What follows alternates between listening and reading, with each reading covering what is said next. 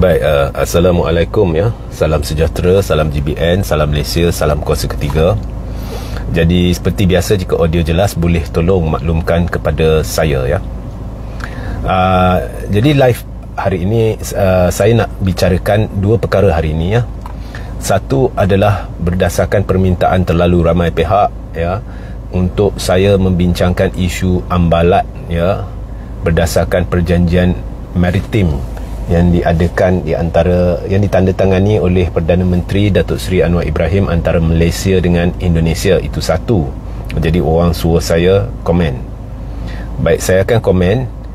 Dan seterusnya selepas live ini saya akan buat satu lagi live pendek untuk komen berkenaan dengan kenyataan seorang ahli MKT UMNO bahawasanya parti-parti seperti MCA dan MIC ini adalah biawak hidup dalam Barisan Nasional. So isu ni sudah meletup dan saya akan beri komen ringkas.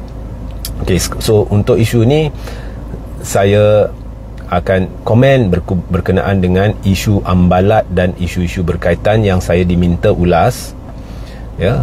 Dan tajuknya ialah kerajaan yang dipimpin atau terdiri daripada mereka yang penipu, pemfitnah memang sukar kita percayai dan memang bahaya jika dibiarkan terus mentadbir negara. Okey. So sebenarnya isu ambalat ni, saya lihat kenyataan-kenyataan sana sini setakat ini, semua yang membuat kenyataan yang mempersoalkan kerajaan, tidak ada seorang pun yang telah memaparkan sebarang bukti bahawa dalam perjanjian itu ambalat atau blok kawasan perairan yang menjadi pertikaian itu telah kedaulatannya telah dilepaskan kepada Indonesia ataupun telah digadaikan dan sebagainya. Tidak ada seorang pun yang menunjukkan sebarang bukti. Ini hanya persoalan-persoalan yang telah ditimbulkan. Kalau sekadar memberi petunjuk bahawa mungkin sesuatu yang tidak betul telah berlaku, ada. Tetapi memberi bukti bahawa sesuatu yang tidak betul telah berlaku, setakat ini tidak ada. Okey. Tetapi ya. Okey. So tidak ada bukti tu saya terima, dan atas dasar itu saya pun tidak boleh memberi satu komen yang mengkritik kerajaan atau menyokong kerajaan. Tidak boleh. Saya cuma nak bersandar kepada bukti. So tidak boleh. Saya tidak boleh katakan kerajaan telah melakukan sesuatu yang salah atau Anwar menipu, kononnya tidak ada apa-apa unsur pencabulan kedaulatan dan sebagainya. Tidak boleh ya. Dan saya lihat narrator, komentar, blogger atau sesiapa sahaja yang membicarakan isu ini, ianya hanya sekadar membicarakan satu kemungkinan, dan saya boleh terima kita membicarakan satu kemungkinan kerana kita betul-betul khuatir telah berlaku pencabulan kedaulatan negara. Tetapi apa yang saya boleh katakan di sini adalah kerajaan ini terdiri daripada pemfitnah dan penipu-penipu tegar. Dan pemfitnah dan penipu-penipu tegar ini termasuklah Datuk Seri Anwar Ibrahim yang merupakan Perdana Menteri dan Menteri Kewangan, Rafizi Ramli yang merupakan Menteri Ekonomi, dan menteri-menteri lain yang tak payah saya namakan lah. Okey. Tang mana penipuan, tang mana fitnah, kita boleh bandingkan sebelum kenyataan-kenyataan sebelum PRU dan selepas PRU. Jadi mereka ni penipu tegar, pemfitnah tegar. Okey. Penipuan ni contohnya Anwar, janji-janji dia, tak payah saya nak cerita lanjut ya. Apa yang dia cakap tak serupa dengan apa yang dia buat ya. Dia cakap lain, dia buat lain. Malah kerajaan ini kita rasakan jauh lebih zalim, paling zalim dalam sejarah. Itu komen saya lah ya. Kononnya nak lakukan reformasi, kononnya nak mantapkan lagi kebebasan bersuara, nak memastikan kebebasan bersuara terpelihara. Anwar nak lawan rasuah, Anwar nak lawan nepotisme, Anwar kita boleh masuk hari ni dalam masa singkat boleh tangani isu kos sara hidup dan sebagainya. Semuanya penipuan. Malah kalau kita lihat contoh-contoh kenyataan terdahulu, ringgit jatuh sebab kerajaan tidak tahu buat kerja. Mereka ni tidak mampu buat kerja. Ya, ini Anwar yang cakap. Mereka ni tidak boleh melaksanakan tanggungjawab mereka. Ini Anwar yang cakap. Rafizi sama. Ringgit jatuh ni kerajaan tidak kompeten, tidak tahu buat kerja. Mereka ni duduk sana entah buat apa lah, bla bla bla bla. Ini Rafizi. Ya. Lepas dah bertukar kerajaan, ringgit menjunam lebih teruk. Lebih teruk. Banyak dana pelaburan mengalir keluar dari negara. Kononnya Anwar ni hebat, satu bekas menteri kewangannya. Hebat, dia masuk ni semua boleh selesai. Banyak dana pelaburan keluar dari negara. Dan ringgit jatuh menjunam teruk. Lebih teruk dari sepatutnya. Apa yang mereka buat? Mereka hanya buat defensive statement. Cuma statement-statement yang melindungi diri mereka. Oh, ini faktor luaran yang tidak boleh dikawal. Memanglah. Dulu ringgit jatuh pun faktor luaran yang tidak boleh dikawal. Tetapi ada faktor dalaman juga yang akan mempengaruhi nilai ringgit. Bila faktor luaran mempengaruhi ringgit, faktor dalaman pada ketika itu akan memainkan peranan juga untuk menentukan tahap mana ringgit terjejas. Dan salah satu faktor dalaman adalah bukan hanya kemampuan menteri-menteri menguruskan masalah ringgit ni dengan dasar-dasar yang boleh menjadi pengampan untuk mengelakkan terjejasnya teruk ringgit. Faktor lain adalah keyakinan politik, keyakinan pelabur terhadap politik negara. Ini asas, ya.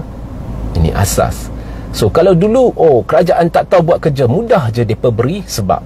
Sekarang mereka kata faktor luaran yang tidak boleh dikawal. Mereka ni main petik muat alasan, ya. Tetapi hakikatnya ringgit sekarang jauh lebih teruk. Keyakinan pelabur terhadap politik sekarang paling teruk. Sebab apa? Mana ada pelabur yakin dengan satu kerajaan yang diterajui oleh seorang timbalan Perdana Menteri yang berdepan 47 pertuduhan jenayah dan terbukti terpalit dengan skandal LCS. Siapa yang buktikan Zahid terpalit dengan skandal LCS? Anwar lah, Rafizi lah. Siap dengan Rafizi buat pembongkaran hitam putih. Siap dengan ada bukti lain hitam putih, ya, penglibatan Zahid Hamidi dalam perolehan skandal LCS. Depa yang buktikan. Jadi pelabur akan lihat depa dulu cakap lain, sekarang cakap lain.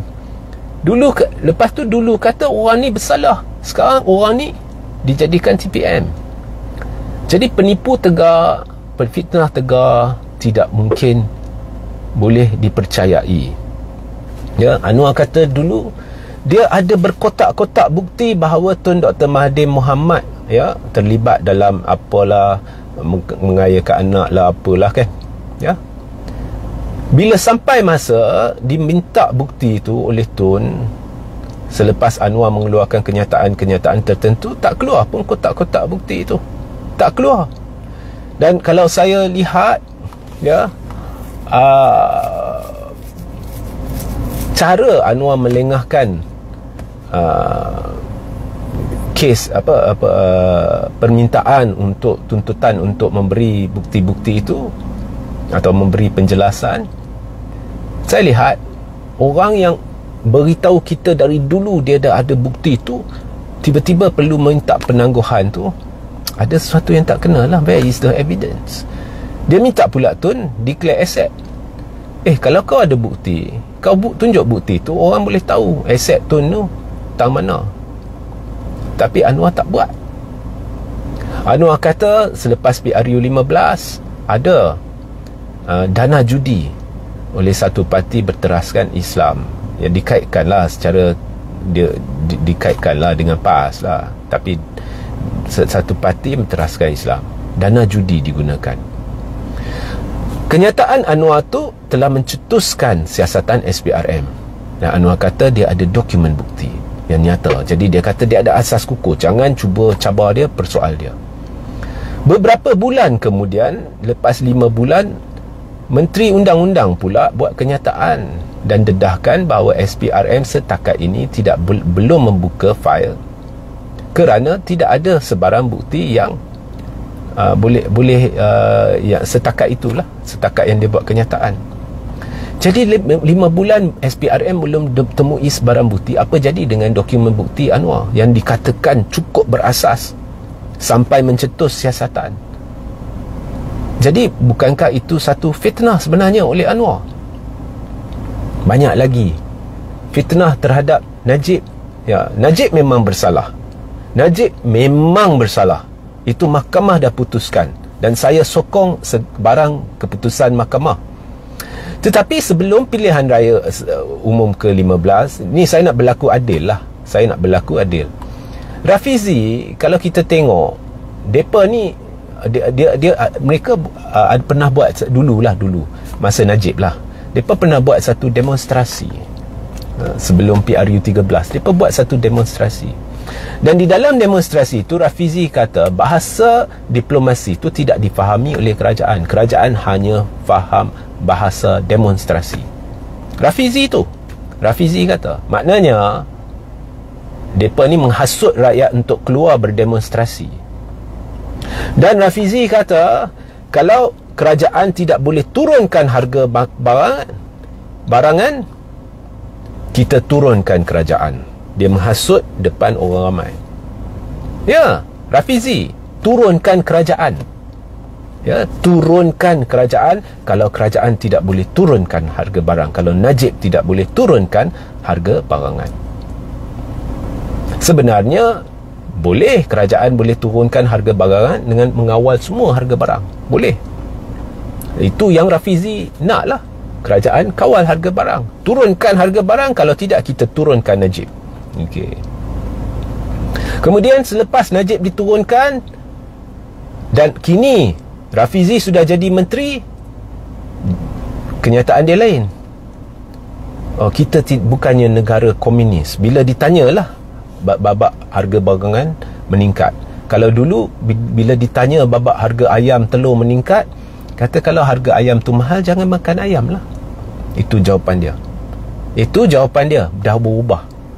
Ya. Kemudian baru-baru ni bila ditanya balik berkenaan dengan harga barang makanannya, barangannya meningkat, dia kata kita bukan negara komunis di mana semua harga barangan dikawal. Tapi dulu minta turunkan harga barang. Jadi babak ringgit depa menipu, depa putar belit. Babak harga barangan depa menipu, depa putar belit. Depa main petik hujah-hujah yang bercanggah-canggah untuk disesuaikan bagi keadaan yang memihak kepada mereka. Sekarang mereka berkuasa, hujah dia lain. Dulu lain. Dulu dia hasut rakyat untuk turunkan kerajaan kerana kerajaan tidak mahu turunkan harga barang dengan kawalan harga lah.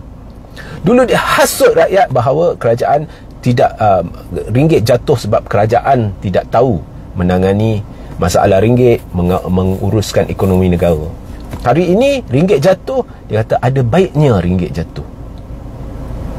Ya? Hasut rakyat. Kemudian hari ini cerita dia lain. Rakyat meluat. Cukup meluat. Dan hari ini rakyat saya lihat tidak buat demonstrasi kerana tak payah. Orang boleh lihat terang-terang depan mata penipu-penipu dan pemfitnah-pemfitnah yang ni duk mentadbir negara. Ya. Dan orang-orang ni dari kalangan penghasut paling tegar dalam negara kita. Rafizi dulu beritahu memang kerja dia sebagai pembangkang untuk menghasut rakyat. Terang-terang dalam sidang media dia buktikan. Anwar 20 lebih tahun menghasut rakyat untuk melakukan bukan sekadar demonstrasi, rusuhan berdarah.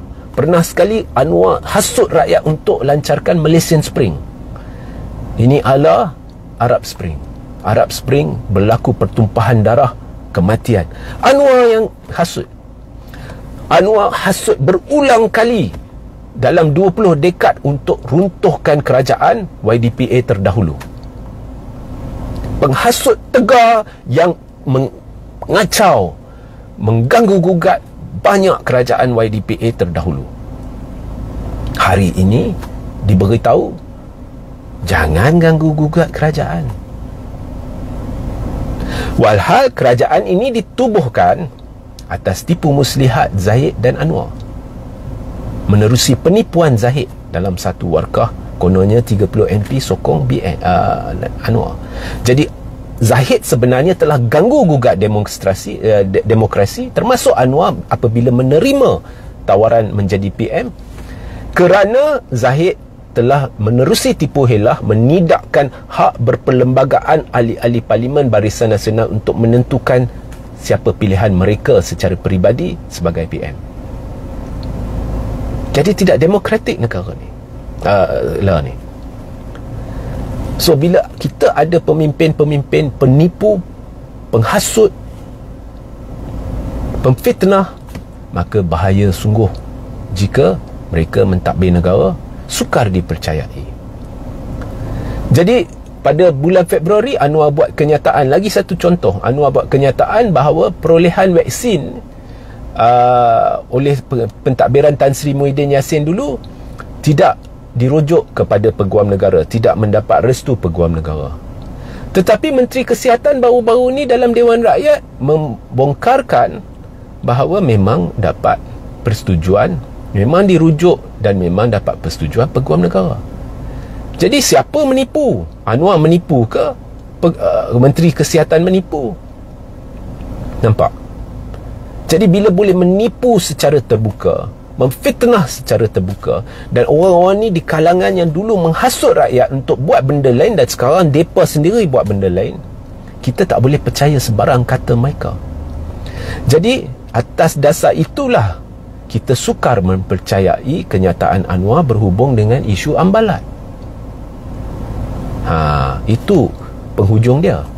Sukar bagi kita percaya apa-apa yang dilafazkan oleh Anwar. Jadi masih akan menjadi persoalan, adakah kedaulatan negara ini telah digadaikan apabila Anwar menandatangani perjanjian sempadan maritim dengan Indonesia. Sehingga kita berjumpa di lain masa. Assalamualaikum, salam sejahtera, salam GBN, salam Malaysia dan salam kuasa ketiga.